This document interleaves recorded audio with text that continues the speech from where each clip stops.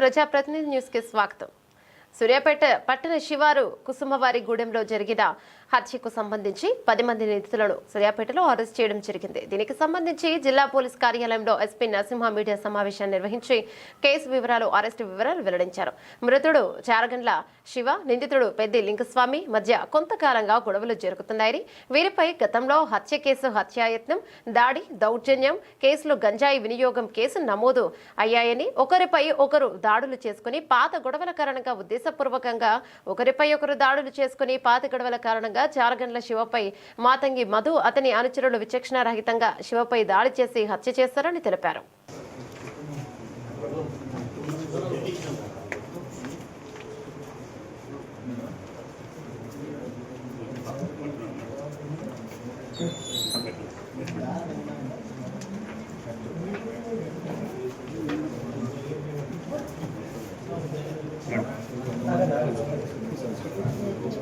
Police station పరిధిలో కుసుమవారిగూడెం wine షాప్కి opposite జరిగిన హోటల్లో జరిగినటువంటి మర్డర్ కేసు ఏదైతే ఉందో, ఒక రౌడీ షీటర్ని మరికొంతమంది హిస్టరీ షీటర్సు బ్రూటల్గా కత్తులతోటి, గొడ్డన్లతోటి హత్య చేసినటువంటి కేసుని పోలీసు చాలా ప్రతిష్టాత్మకంగా తీసుకోవడం జరిగింది. ఒక టీమ్గా ఏర్పడి నేరస్తులని ట్రాకింగ్ చేయడం జరిగింది. Suryapet town Indiramma colony phase 1లో నివాసం ఉంటున్నటువంటి చారగండ్ల శివ మృతుడు,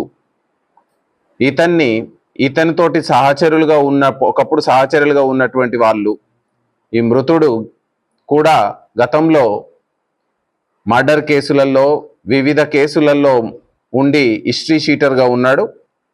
అతనికి అనుచరులుగా ఉన్నటువంటి కొంతమంది ఇతనితోటి ఎనిమిటీ పెంచుకోవడం, ఆ ఎనిమిటీలో భాగంగా పథకం ప్రకారం ఇతన్ని అంతమొందించాలని ప్లాన్ చేసుకోవడం, అతన్ని వాళ్ళ ప్లాన్ ప్రకారం ఇంటి నుంచి బయటికి రప్పియడం, ఆ రప్పించిన తర్వాత అతన్ని మూకుమ్మడిగా దాడి చేసి గొడ్డన్లు, కొడవన్లతోటి అతన్ని హతమార్చడం జరిగింది.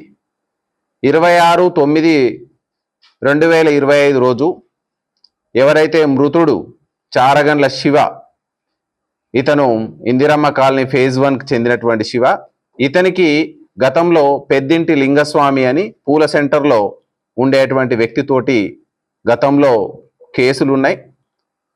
పెద్దింటి లింగస్వామి ఇతన్ని గతంలో ఈ చారగండ్ల శివ మీద హత్యా ప్రయత్నం చేసినటువంటి కేసుల్లో పెద్దింటి లింగస్వామి నేరస్తుడిగా ఉన్నాడు. 26/9/2025 రోజు మధ్యాహ్నం పూట ఈ మృతుడు ఈ పెద్దింటి లింగస్వామి దగ్గరికి వెళ్ళి అతన్ని అందరి ముందు అవమానించే విధంగా మాట్లాడడంతో అతను చాలా కక్ష పెంచుకొని ఎట్లనైనా ఈ చారగండ్ల శివని ఎలిమినేట్ చేయాలని అతనికి సహచరుడుగా ఉన్నటువంటి ఈ మధు అనేటువంటి నేరస్తుని, ఇప్పుడు ఇక్కడ ప్రొడ్యూస్ చేసినటువంటి కొంతమంది నేరస్తులతోటి ఉమ్మడిగా ప్లాన్ చేసుకొని ఆయుధాలు సమకూర్చుకొని ఈ యొక్క మృతునికి చాలా దగ్గరగా ఉండేటువంటి వాళ్ళని సమాచారం ఇచ్చే విధంగా వాళ్ళను లొంగపరుచుకొని, సో ఆ రోజు వీళ్ళ పథకం ప్రకారం ఈ మర్డర్ని ఎగ్జిక్యూట్ చేయడం జరిగింది. ఈ యొక్క మర్డర్ జరిగిన మనం విధానం చూస్తే టెక్నికల్గా మనం ఎవిడెన్స్ని కలెక్ట్ చేసినాం, సైంటిఫిక్ ఎవిడెన్స్ కలెక్ట్ చేసినాం, మర్డర్కు ఉపయోగించిన ఆయుధాలను కలెక్ట్ చేసినాం, వాళ్ళు ఏ విధంగా పారిపోయారు, ఎట్లా ఎస్కేప్ అయ్యారు, మళ్ళీ ఏ విధంగా వాళ్ళని పట్టుకునేంత వరకు పోలీస్ ఇన్వెస్టిగేషన్లో ట్రాక్ చేయడం జరిగింది.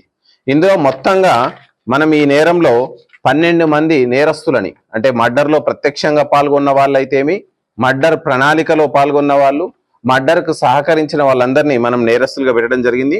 ఇందులో ప్రధానమైనటువంటి నేరస్తుడు మాతంగి మధు, ఆలియాస్ కర్రె మధు.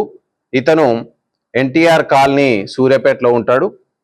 ఇతను మృతుని కత్తితోటి దాడి చేయడం జరిగింది.